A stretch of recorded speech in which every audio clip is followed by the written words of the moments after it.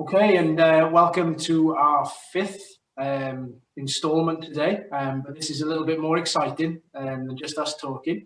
We've got an expert panel on for you today, two design gurus, I guess, in terms of the design world, and we've got Karen Taylor from Design LSM, and we've also got Jackie Smith from Homesmiths. So we're hoping today to get through some questions and have a little bit of an informal discussion about some of the challenge that we faced over the past 12 months, and how we're looking forward in their various market sectors and the ways that they work to a brighter future, I guess. So just to introduce the guys a little bit clearer, so we've got Karen Taylor. Karen's got over 20 years experience in the design field, specifically in the F&B and the hospitality areas, and is joining us today. And along with Jackie Smith, who runs her own business called Homesmiths, and she will be talking to us about the healthcare market and how she is kind of adapted to the last 12 months going into the next 12. So perhaps you guys want to tell us a little bit about yourselves. You first, Jackie. Okay, go for it. Yeah, so I run Homesmiths with my husband David. We work primarily in the care sector and also retirement living, so assisted living, sheltered schemes, and so forth. We've been running our business for 20 years, and yeah, we're a husband and wife team, and we're still together, which is good. So. So Design LSM, we're a multidisciplined studio. We specialise in strategy, branding, interior design and architecture. So we have quite a diverse portfolio, and it's predominantly within the hospitality industry. We have 33 years experience, and we have created concepts and designs for many leading hospitality operators. Schemes for Rocker, D&D, Indian Accent, Taj, Marriott, Curio, and Inspired Villages soon. So that's us in a nutshell. Great, and just individually, what's your role there, Karen? I'm design director, so I'm lucky enough to lead a very talented team of designers. So we work closely with the clients, all of us, and we, as I say, we work in hotels, high-end restaurants, food halls, and some care homes. Excellent.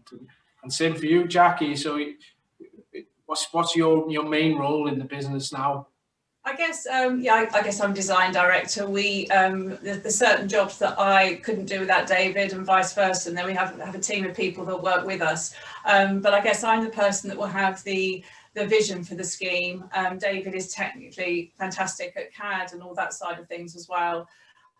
But I guess my passion is particularly thinking about environments for people as they age, so sensory and cognitive decline, and that's something I've sort of made it my business to learn more and more about. And a little more bit of background, I've lost the sight of my left eye 8 years ago, and so that's given me real personal experience of what it's like to navigate spaces without fully functioning senses. So I guess that's where my passion for this comes from. Absolutely, and we've talked about this many times over the last couple of years, and I think, Karen, it'd be quite interesting when Jackie's talking about the sensory side of healthcare, specifically around things like dementia, where the choice of colours is important to that sort of thing. Are you starting to see that fill into hospitality now as well?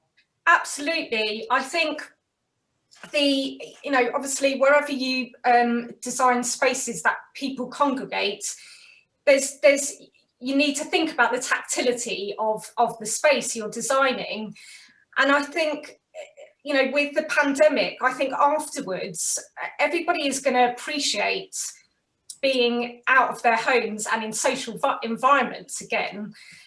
And I think the use of materials, especially we're thinking about antibacterial materials more than ever with copper, bamboo, even oak has antibacterial properties, and there's some amazing technology now that is being developed for finishes and things like UV light that sanitizes tables and, you know, takeaway packaging. And so I think there's amazing things that advances in finishes and sensory development that is going to come out of this year. Yeah, no, absolutely. Yeah, Just to quickly change tact, if any of you watching now are only seeing the person talking on the screen, if you'd like to see all three of us, then make sure you click on gallery view, and you've got all three of us in the room at the same time. So sorry guys, so just coming back to this, so obviously what we're talking about today is kind of looking at how COVID-19 has kind of changed the way that we work, all of us in some degree, even though we're probably used to working from home some periods of time. Generally, we're out and about visiting clients, whether that's on site or at their offices and traveling around the country. So how has this changed the way that you approach planning for projects now in terms of how the last 12 months has gone? So Karen first. In terms of how it's affected us, like, you know, high percentage of us are now predominantly working from home, and I'm sure Jackie's found it with when you're in a creative industry. You thrive being with other people, creating in the studio. So communication has never been so important, and obviously technology, if this had happened 25 years ago, I'm not quite sure how we would have coped in some ways, but I think it's important that we still have been, you know, sort of using our material library in the studio. But I'm looking forward to working together again. So Absolutely. And Jackie, the same for you? Yes, certainly. I mean, David and I run our business from home anyway, so that hasn't been too much of a change for us. But our the people that work for us have had to, you know, locate from home. We've got used to having, you know, Zoom meetings and so forth, like the rest of us have. And I guess one thing it has done is propelled me into that side of meetings, because before I would have kind of thought, you know, I can't quite get my head around using Teams. It seems a bit too much, and I'll do it another day. But actually, nothing like the pandemic to actually force you to embrace that kind of technology. And also, it's certainly cut down on the number of meetings that we used to go to that can now be very easily achieved on Zoom and Teams, and that has been good. So I feel I'm more efficient with my time now. But I do totally agree with what Karen's saying, that sometimes that sort of that brainstorming, that, you know, meeting your project team on site and sort of looking at a space and thinking about how you're going to achieve the design, you know, we can't do that at the moment. And funny enough, today I was looking at some photographs for a new project that a contact of mine in Liverpool took for me of the site, so I didn't have to go to Liverpool. And I've been trying to work out from the plans which photographs are where. And so it's just doing things differently. So yeah, there are some good sides of that and also some negatives, definitely. How do you find that's kind of effective, you know, in terms of productivity? So we found it here. So obviously we're not as creative as you guys, but I suppose in terms of having those meetings more regularly and engaging with people, you're still able to do it. But obviously it's never, because fabrics, you know, from our perspective, is such a tactile product. You really, you know, the people you're trying to talk to about it really want to touch and feel it at the end of the day, don't they? yeah. How do you find it in terms of the productivity side? Is what you're saying there in terms of, okay, you can get more done potentially, but ultimately does the finished project need more work then from your perspective? Karen? Okay. Well, I mean, we haven't been working from home the whole year, and so I have made it to site, luckily, at times where it's been where there has been gaps, where it's been safe to be on site. So I don't think we've quite experienced being totally cut off yet. So I think we've managed to somehow you know, get samples to our clients, and a lot of our clients who have a lot of properties like Warner, for example, a lot of the staff are on the road all the time, but then that's not happening as much. So we are getting more access to our clients and having more regular meetings and communicating with them more because of the time efficiencies, as Jackie has mentioned. So there's been some really good positives, and I think even though it's been communicating online, we've been communicating more. So, and we've seen a lot of positives out of that. Yeah, I definitely agree. I think we've, I mean, a typical, care home project for us would involve us designing the concept, coming up with the concepts, presenting the concepts face to face usually, and then 2 or 3 other meetings, then looking at detailed designs, presenting the boards. But we've managed to do it by, PowerPoint presentation for the concepts, getting the feedback, one lot of feedback it tends to be, and then we go to detailed designs, and then we courier the boards, take photographs ourselves, and then we do the online presentation, and the client has the boards in front of them. Yeah. And that's worked really well. It really has, and and we've done that on a number of projects now. So there are some, fee proposals I'm doing for projects in the future now. Rather than quoting for X number of site meetings, I'm quoting for fewer site meetings and more online meetings, and it just seems to be the way that everyone is starting to embrace that now as well. But I think it's good for everyone, really, real positive. I think the amount we've actually embraced this sort of technology, I think this is with us. COVID. I think this way of working almost is going to become quite normal. And I think obviously you both touched on how you're working in that way with your clients and with your customers. How do you find that working with suppliers? So for example, fabrics are coming out. Normally someone would come and present them to you, maybe present them to your teams, and you'd ask for various samples that you need for various projects that you're working on. It's very difficult to do that now from our perspective, especially because a lot of your teams working from home individually, and instead of sending samples to one address, you send individual samples to various addresses. This is quite a challenge. But how have you managed to work with your supply chain in terms of backing you up and supporting what you're doing with your clients?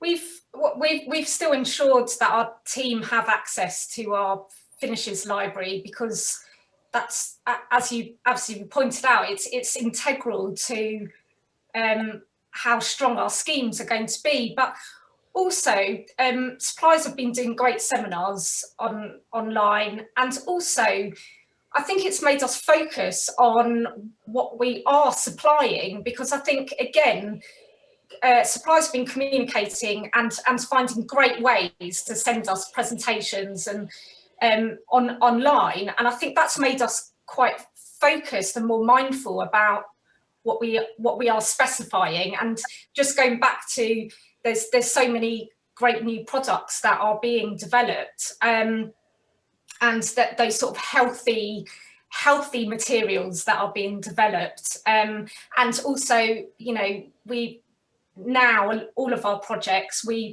really mindful on sustainability as well. So I think a lot of us have learned a lot over this year, because it's made us more focused.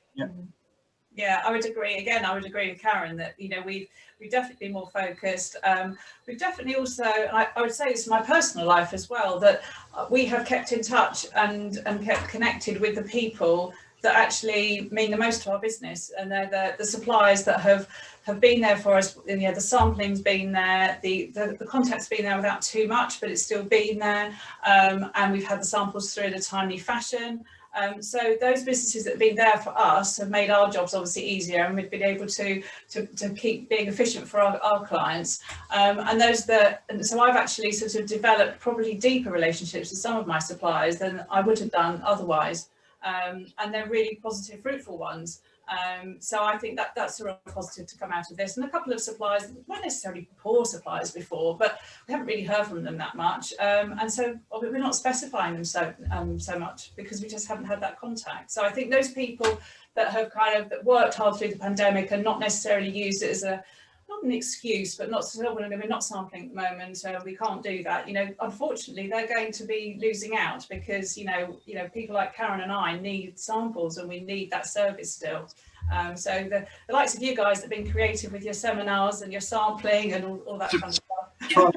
We're trying, and I think that's been our biggest challenge to all of this is constantly trying to think of different ways that we can engage with guys like yourselves, and not just engage, but but how do we provide you a service? How do we present things better? What can we give you as a tool, whether it's digital or physical, that allows you to kind of see the whole library from Edmund Bell's perspective, to see what's available to you, and carrying that through with sampling and making sure we've got people to answer the phones and respond to emails. It's a juggling act between our finance guys and the sales guys, and it's kind of balancing that. There's no quick fix. There's no ideal way to do it. I think all you can do is be accessible, and making sure as best you can that you get everything out to guys like yourselves as often as possible, so that you know that we're here. And it's certainly been a challenge, and as you can tell, me sitting in front of a camera is definitely new. I think the human side is important as well. I mean, I've met a lot of people through my years in the industry that even if they've left the industry, I still have really good relationships with, and I think that sort of the pandemic. I mean, I've had conversations with you, Steve, about your wife as well, and about she's front line, and you get to know people. You invest that time in those relationships, and I think I've probably done more of that during the pandemic, and because you want to see how people are, and I genuinely do care how people are coping at the moment. And I'm a very honest person, and so I have been on a bit of a tough week last week, and I think that honesty helps build those relationships, and then that goes through to forge new business and deep relationships in the future. So I think that's another positive to come out of it, certainly for me.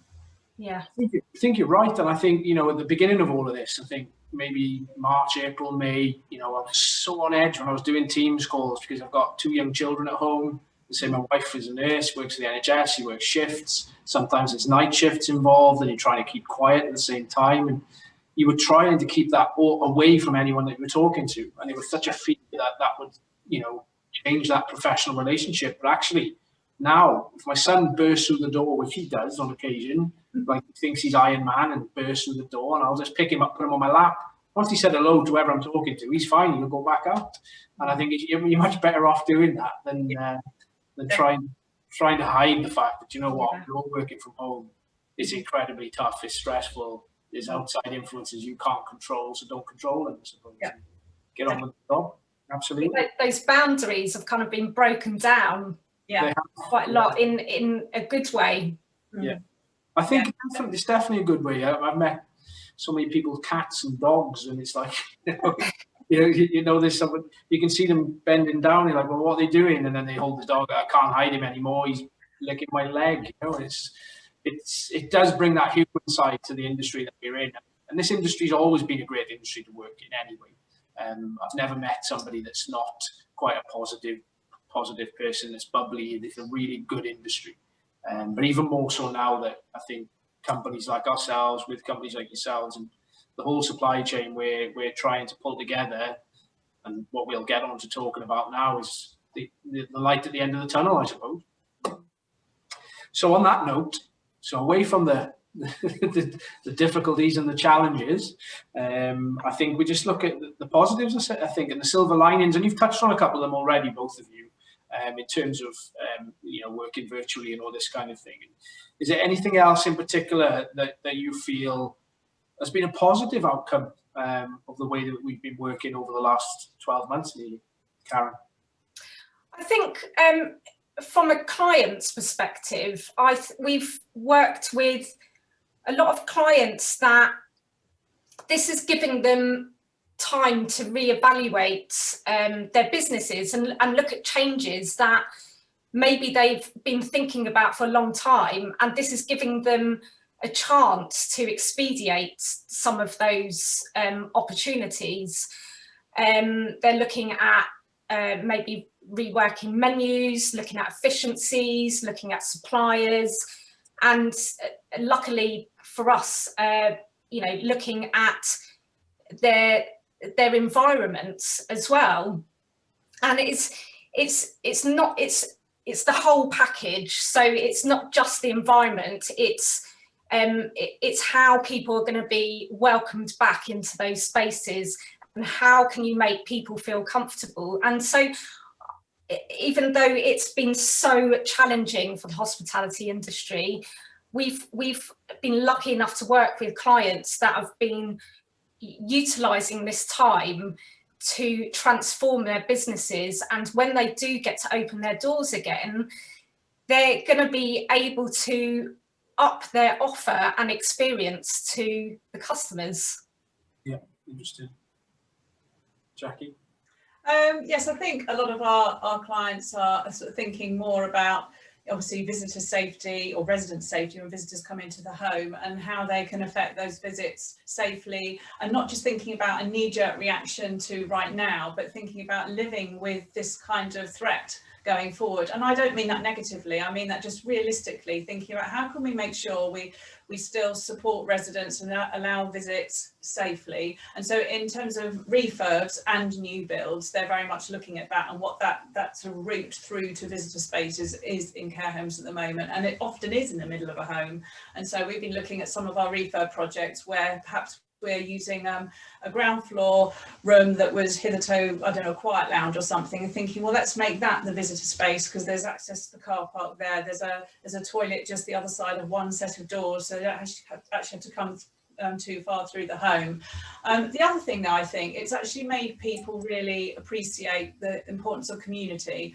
And I was walking through Haywards Heath the other day with David and looking at so many shops, Laura Ashley being one of them, and the site of Laura Ashley is perfect, right in the middle of town, fantastic windows onto the high street. And I was thinking, longer term, I wonder, how wonderful would it be for a retirement space or some retirement flats to be there? You couldn't fit many, but I just wonder, the bigger picture, will planners start to think about actually having some of these assisted living schemes in these sites in towns where people won't feel so cut off if they're in the middle of a pandemic. They will still feel part of their community. So I think it's made a lot of people think much more about that, and the importance of sort of people being together and generations being together as well.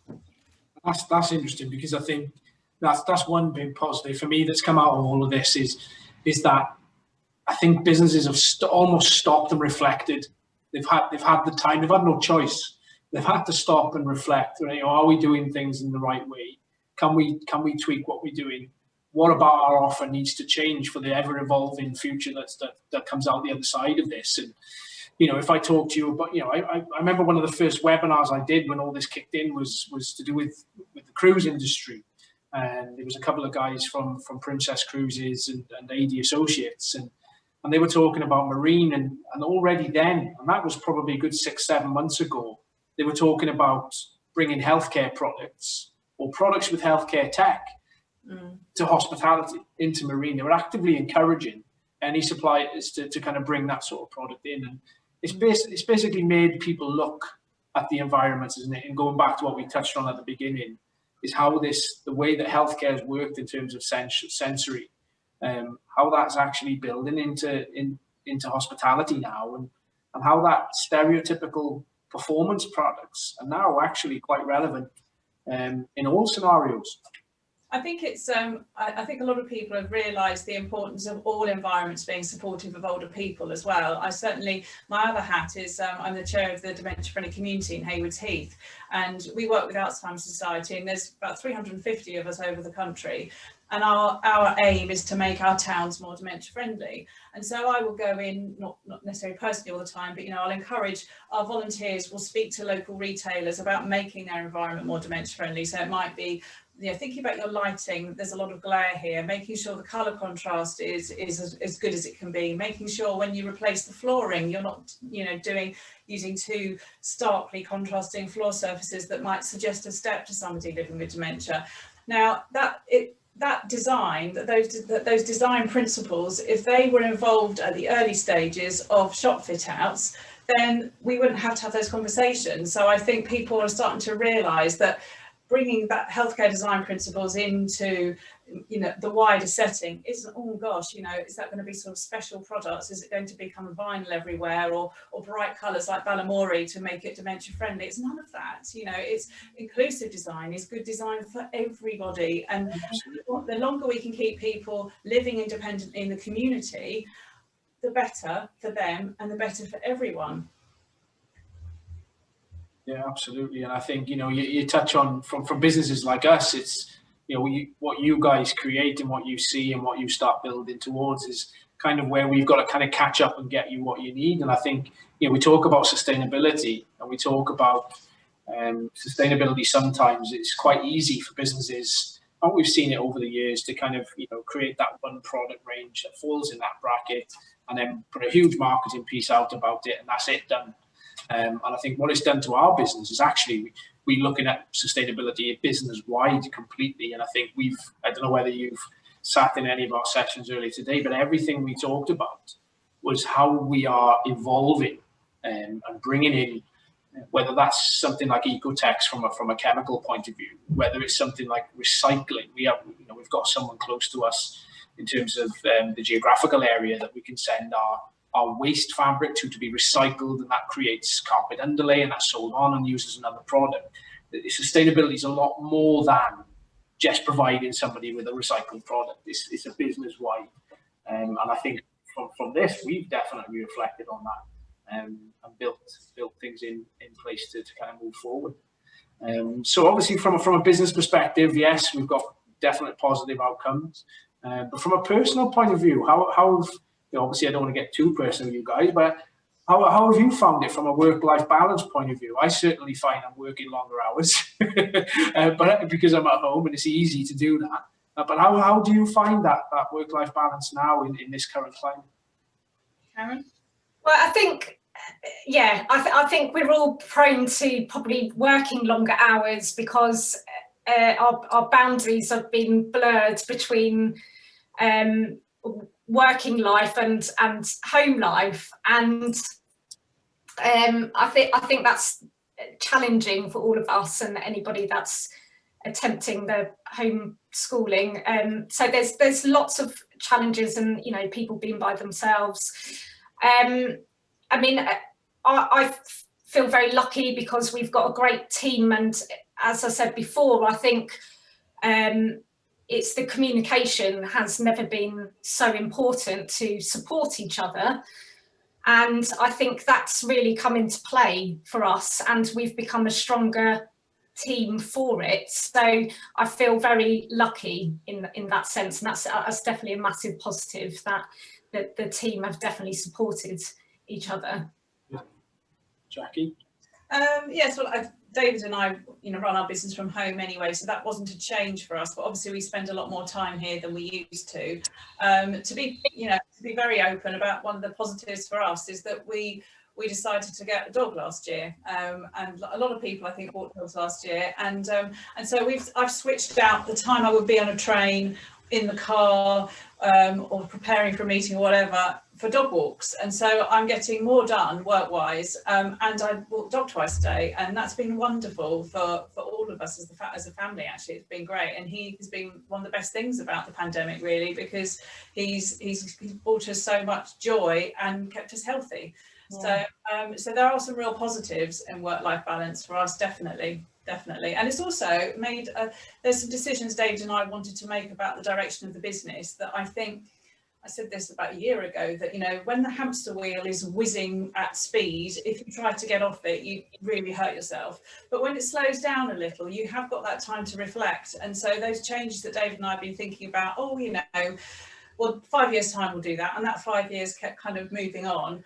We're now actually, it's given us permission to make those changes without anyone saying, oh, are you doing that then? You didn't used to do that, and why are you changing? Well, no, we changed it because of the pandemic, but actually it's really suited us, some of those changes, and we've really embraced them because they're things that we wouldn't have otherwise felt permission to do. Yeah, absolutely. Are you finding, are you finding that in this current climate that we're working in now, are you finding that you're having to bring new methods to your work, as opposed to your design, to your creativity? And as you say, perhaps maybe you're not in front of clients as much as you would be normally, so it's a physical mood boards, perhaps doing them more digitally. How are you finding social distancing, for example? Are we designing with that in mind? Are we thinking about this sort of thing going forward in the future? Just intrigued by it. Are we taking these things in? Is this going to be a long-term thing for us over the next few years? And is this something you're taking into consideration right now? certainly with communal spaces in care homes, again, this project I'm looking at the moment is a refurb of a 10-year-old care home. The communal space is, well, they've got a number of them and they're enormous. They're so big. And so I'm thinking about breaking those spaces up, using room dividers, that kind of thing, to create sort of smaller spaces that are, you know, that aren't as big and lofty, and, you know, and hopefully going to sort of have some sort of positive impacts on the amount of interaction between people. I was looking the other day, would I put as many sofas as I used to in a care home, or would I prefer single chairs? You know, so there are certainly things that it's made me stop and think about just, designing sensibly. And I'll go back to the example of visitor space as well. You know, we're looking at another refurb at the moment where the initial plan before we got on board was to have a visitor space which you had to walk through to get to the resident lounge. And my question was, why would you do that? You certainly wouldn't do that now. So yeah, I've always got that at the front of mind, that not just resident safety from an infection control perspective, like using the right materials and so forth, but really the structure and the layout of the building. And that's, you know, with new builds as well as refurbs. Yeah. I think, especially with restaurants, that the 1 metre and the 2 metre rule, obviously there's some restaurants that they vary in size. So the really large spaces, suddenly taking tables out can suddenly make the space feel very sterile. So we've had to, in some instances, we've left the furniture in, because also in small restaurant areas, sometimes the operators don't have storage spaces. But actually, how do we dress the tables that are not being used? If the clients have a retail range, for example, they can use it for upselling, but also just dressing the tables. And it's really focusing on, obviously, keeping customers safe. But we have to really focus on the guest experience, because we have to make sure that people are getting that experience that they were getting before. And so it's made us focus more on the audio, the lighting, and how it's transitioning from morning throughout the daytime. How is the guest experiencing this space? I mean, we've heard really funny things in the US. People were using mannequins and putting famous people's faces on, and there's been some great things that we've come across. But I think we've, brands are having to communicate the messaging as well to customers without people feeling they're being told off, or it being a very regimented experience. And so we've been working with clients on how they can get their tone of voice across, and giving people reassurance in those messaging. So it might be putting stickers on the floor. How can we be creative about it? So it's presenting its challenges, but also it's been making us really focus on that guest experience. Are you finding that the bigger brands are they instructing this sort of brief now, Karen, in terms of, you mentioned that obviously some of the smaller restaurant things that you're working on, like currently, you'll be looking at these sorts of things. But brands, are they thinking about this? Yeah, I think larger brands, I think what we found is people are really being quite loyal to brands that have been reaching out to their customers. So, for example, there's a lot of QSRs, that quick service restaurants that all got together to help the NHS, and there's been really positive messaging being put out there, and really positive moves by the big brands. And they've reached customers at home by doing home deliveries and dinner sets, and I think people have stayed loyal to the big brands that have moved with this pandemic, and made sure that their presence on the social media, and brands that they feel that have been looking after their safety as well. So whether they've been communicating the messages to people before they go to the restaurant, so people feel comfortable knowing that they know the procedures. They might scan a QSR code, for example. They know they don't have to handle menus, for example. So I think brands that have been given people reassurance have been the ones that have had the loyalty from customers. And on that front, obviously that's thinking ahead and thinking to the future. How do you think the rest of this year is going to unfold? Jackie, do you want to go first?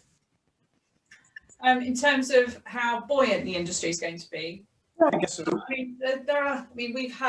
We're working on a refurb project at the moment for an operator who had to close the care home, sadly, due to COVID, and so has decided to refurbish. So I think there will be refurbishments. I think there will be operators that have certainly been selling, and then other companies have been buying up care homes, so that there will be refurbishment work coming through.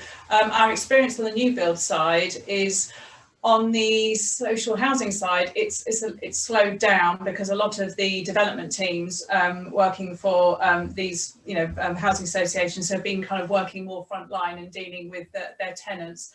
So that has slowed down a bit, but it's still coming through. But on the care home side, we're still seeing new build projects come through. So for us, this year is certainly busier than last year. So yeah, long may that continue. Projects have been held or delayed over the last 6 months, being added to the next 12 months? Yeah, I think a bit of both. I think so. We've certainly seen a few more acquisitions from one of our clients who saw an opportunity and purchased a new site that for refurb that perhaps wouldn't have been available had it not been for the pandemic. I don't know, but certainly, yeah, that's our experience. Are you similar? Well, I mean, there's so many unknowns. I'm just going to get my crystal ball out. But I mean, for us, we feel very lucky. We've been really fortunate to have projects that were kind of locked in before the pandemic, that are larger developments that are not going to be ready to open for another 2 or 3 years. So we're really lucky to still have those as live projects. But we've also been really lucky to work with existing clients to help them reimagine their spaces, and so they are ready for when the doors open again. I mean, it's a really unknown time, but we feel really lucky that we've had the opportunity to work with our clients. So, I mean, I think we're really mindful that there's going to be probably 2 types of guests and a lot in the middle, but there's going to be the really cautious guests that whether they're people that have experienced being poorly over the last year, or they're the older age group and people that maybe been living by themselves for a long time, they're going to be really cautious still about going into social spaces again. So that's something that we've been mindful of as we've been working with our clients on refurbs over the last year. You're also going to get the hedonistic revenge spenders that are just going to want to get out there and are just going to lap it up, and they're going to be probably slightly less cautious. So I think, restaurateurs and operators are very mindful that their service is going to be really, really important to look after people and give them a great experience, but at the same time keeping them safe, because there's gonna be precautions that are going to have to be in place for a long time. And as I say, it's all about sort of nurturing those people in those social spaces, because not everybody is going to feel completely comfortable. And as I said before, it's really making sure that we're giving everybody that experience that they just can't wait to get. Yeah, so it's important to realise, I think, that even though, you know, we've just talked about the last 12 months and the challenges that have brought, and obviously the positives that have come out of those challenges, and looking ahead to the future is not just about looking at how things get back to normal. I think it's looking at how that's going to bring new challenges, isn't it? It's going to bring new challenges for us in terms of, it's not going to be a quick overnight thing. This will develop, and it's going to be quite a long-term shift from where we come from to get back to anywhere near where we were. And I think that's the major challenge for us. And the reason that we talk about this in particular today is that our constant juggling act is always around stock availability. So obviously, if you guys have projects that are you're working on, and you're talking to us in enough time, we can manage the stock. What we've started to find is that because of other things outside of our control, it looks as if the projects that have delayed the last 12 months are rolled into the beginning of this year. And suddenly you've got lots of larger projects, but not a lot of the smaller ones that you were perhaps used to doing day to day. Are you finding the same sort of thing in terms of that disparity between new projects that are new builds and that kind of refurb in terms of doing a floor at a time or something to that respect, Jackie? Certainly, yeah. The smaller, we had a few small refurbs that did still want us to go ahead last spring. Most of the larger ones, there was a pause on those.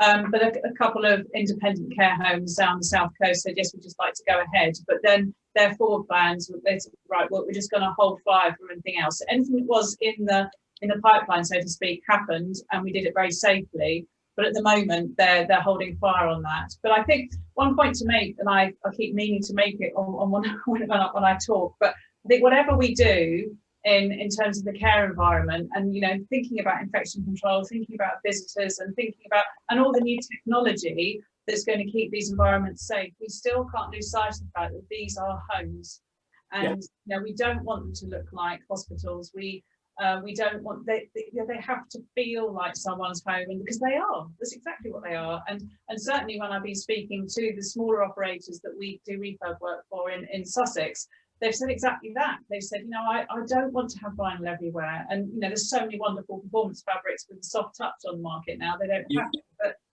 we thought about, rather than worrying about vinyl, we've thought, okay, let's take a dining chair as an example, rather than having, if someone said we has to have vinyl on that chair, because it's better for infection control, we might have a softer touch fabric on the top, but make sure the design of the chair doesn't keep crumbs. It's got that nice gap between the seat and the back of the seat and the base of the seat. So we looked at the design of the furniture, but we've also to enable us to make sure we keep the finish and the softer touch and homely and the domestic nature as that remaining as possible, because otherwise you do end up with something that just feels like any other care home. And all the design what we do, it's all very much about this care home being part of the community, connect to the community with the design touches we do, and everything is about the residents making it and feeling it's their space. And so that would be a real worry for me, that if things got too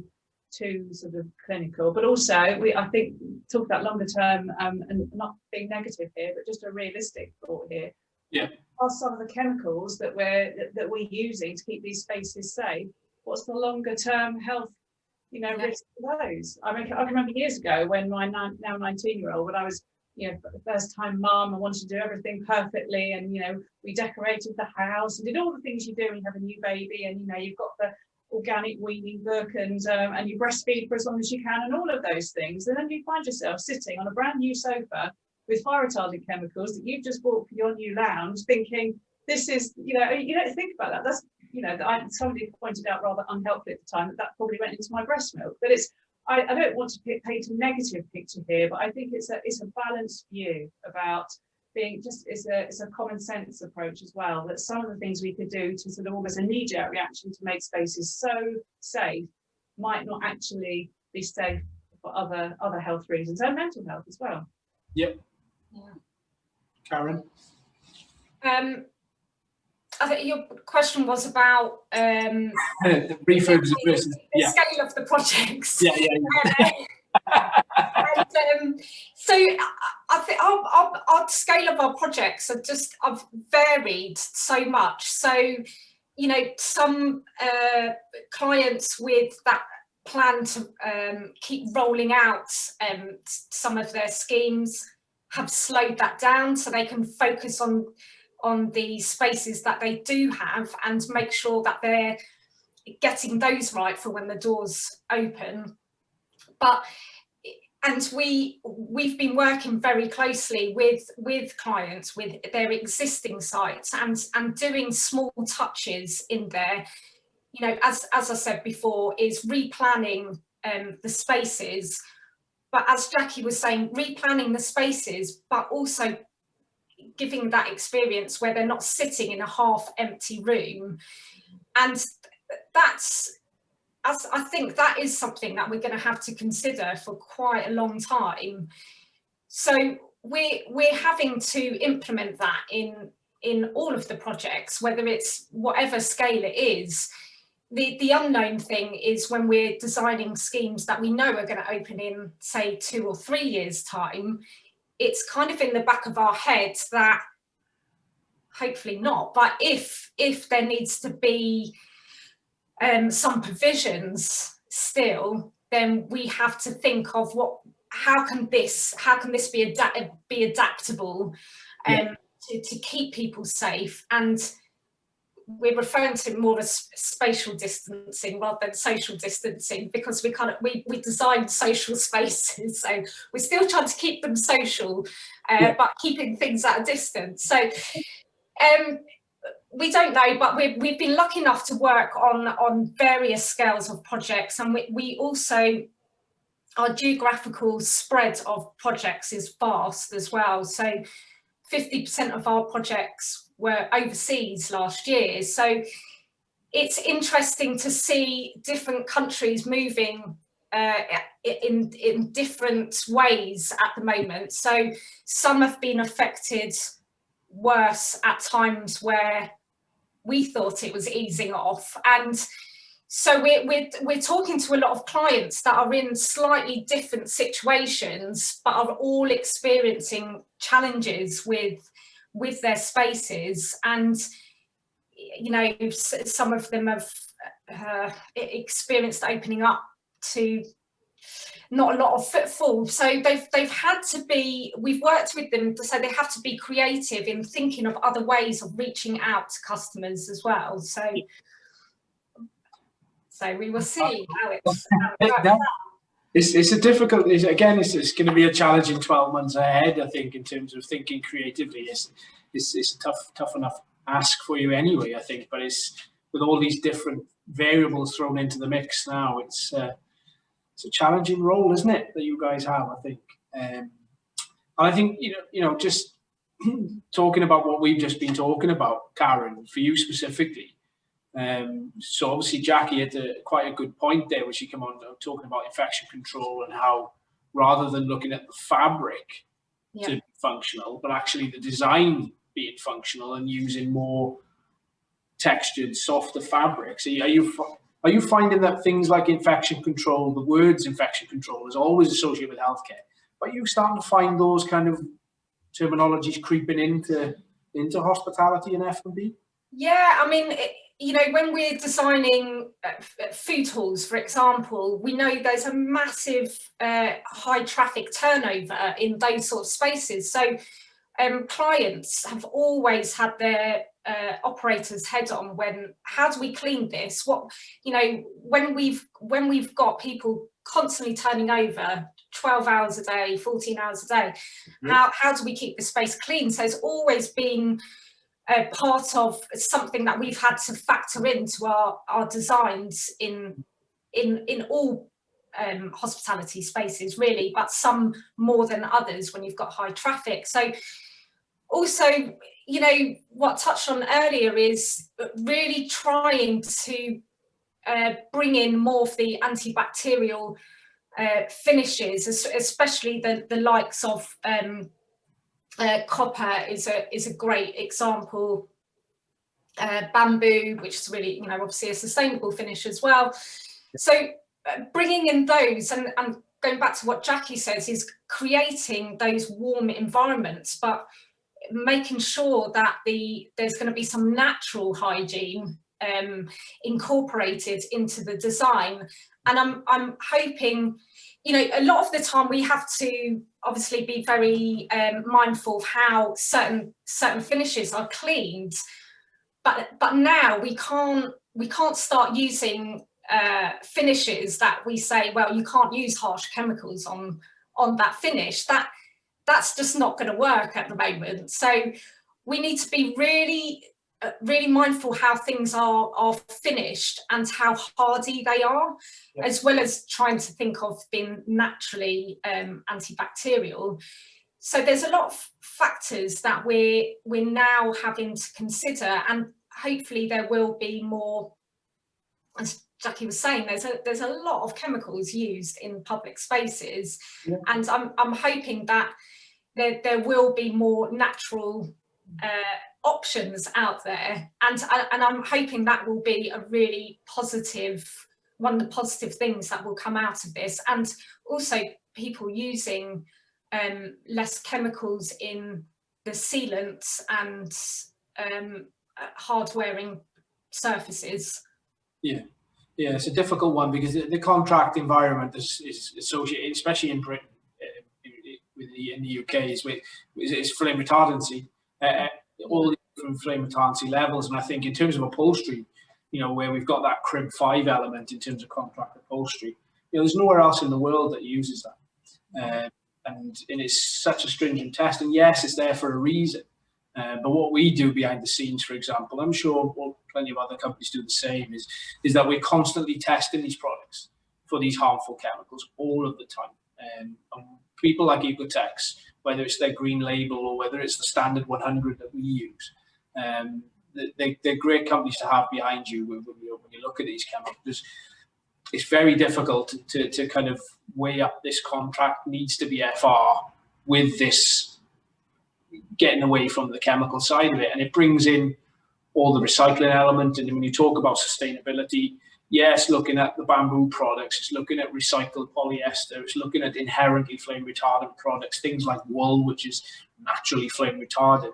But realistically, not everybody's going to start using wool, because if you did, it's expensive anyway, and it would become even more expensive. And I'm Welsh, you know, leave the sheep alone, let's be honest. And it's so yeah, it's a constant juggling act, and it has made businesses like us think that way. And it's refreshing to hear that you guys on the front, you know, at the coalface with your clients, that's the way they're thinking and the way that you're thinking. It just helps to know that we're thinking on the right lines, and trying to collaborate with you is difficult in most cases. But I think what this has done positive for us is that we've been able to collaborate more with guys like yourselves more often, I think, and kind of get our thinking in line with yours. Yeah. Which is never easy. So I suppose I've done a lot of question asking, and we come into the end of our hour rapidly. That's shot by. In the last 5 minutes, is there anything in particular? So to be honest, if you've got questions for me, great. But from what we've just found, really, between you two guys, is that your market sectors, okay, they're very different, but actually the crossovers are becoming more and more, more correct. Is it something, you know, anything you want to ask each other? Well, we've got each other here. I was actually going to ask Karen whether she fancies a call at some point, because I've got some questions for you. It would be great. I'd love that. And I think what I found really positive about what Jackie was saying about, you know, it's amazing that you're involved in the Dementia Society, and also, and how you were talking, bringing to the forefront about that's another element of design that should be considered within schemes and within public spaces, and it's something that gets left behind. Definitely. And I think that it's a great subject that should be brought to the forefront, and I'm hoping another positive out of all of this, that people will be more aware of, you know, looking out for people. Let's hope, you know. Yeah. Anything to add there, Jack? No, not really. No, not really. It just it's been. I like this kind of forum. It's good. It's good to sort of just chat and let the conversation go. But it's been interesting realising the crossovers, and every time Karen was talking about the guest experience, I was thinking, yes, I totally see what you're talking about there. And but equally, it's how residents feel in a space, and if a resident, you know, the colours, the built environment makes a massive difference to somebody's health, physical and mental health and well-being, and it's about how they feel. It's their experience in an environment. Brilliant. And I think, you know, I'll leave you with one final question, you know, kind of maybe a one sentence, one word answer. If there was something that you were looking for from your supply partner in terms of fabrics, whether that be drapery, upholstery, something that perhaps you're not seeing right now, or something you wish we think about more, what would that be?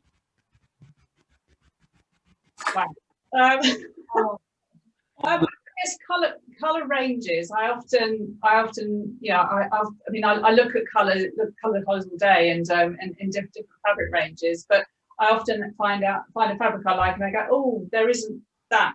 There aren't enough greens, or there aren't enough blues, or what have you. I tend to decorate and design in warm-based colors, because the environments we try to create are naturally, I want a warm, homely environment. So I use a lot of not necessarily yellow, but yellow-based colours.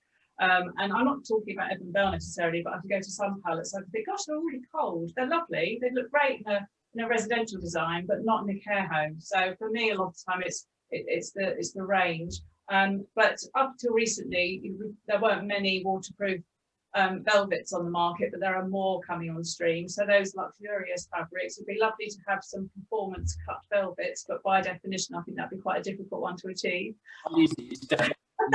But the more luxurious fabrics that we can use in those front of house areas, where, you know, they tend in care homes to be the sort of the bistro, you know, the meet and greet space. You know, operators always want a bit more of a wow in there.